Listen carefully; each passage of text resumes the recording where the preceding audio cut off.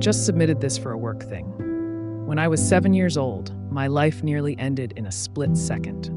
I was walking through a school zone when a car came speeding down the street, ignoring the warnings and the children around.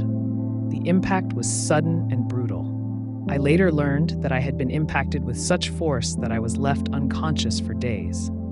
I was airlifted by helicopter to the nearest hospital, which saved my life. The doctors said that without that emergency response, I might not have made it. That helicopter ride was my first brush with the world of aviation, though I didn't know it then. At the time, it was just a means of survival, but it left a mark on me, a connection to something bigger than the chaos that surrounded my young life. My childhood was anything but stable. My mother, struggling with deep-seated issues, had taken me from New Hampshire to California years before without anyone's knowledge. We lived a transient life around Los Angeles, bouncing between shelters, makeshift homes, and our share of park benches and bus stops. School was sporadic, and the future seemed as unstable as our living conditions. My mother had already had 2 other children taken from her, but somehow I remained in her care. Things came to a head when I was 11. My mother's mental state had deteriorated to the point where the authorities could no longer ignore it. They stepped in, and I was taken from her, a scared child who had already seen too much instability for one lifetime. The possibility of being placed into state custody was real and terrifying. I knew enough to understand that children who entered the system often got lost in it, becoming invisible in the maze of bureaucracy. But then, something miraculous happened. My father, who had been out of my life for years, found out where I was. He had been searching for me, and when he learned of my situation, he acted quickly.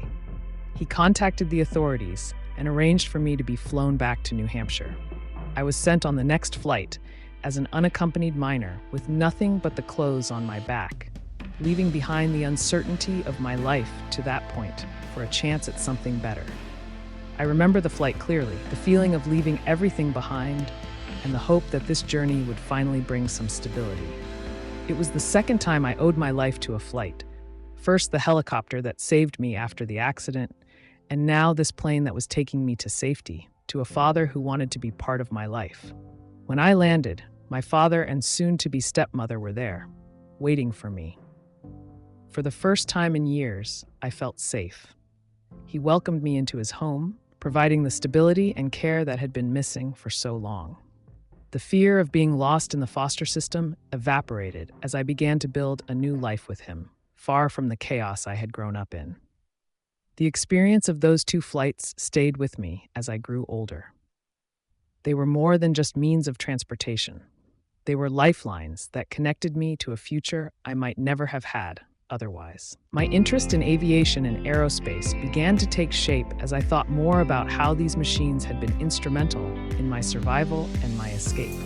This passion eventually led me to join the U.S. Air Force, where I served for 8 years. My time in the military deepened my connection to aviation, and when I left, I continued my journey by working at Boeing, where I've been for the last 12 years. Every day, I am reminded of the critical role that aviation played in my life and the lives of others around the globe.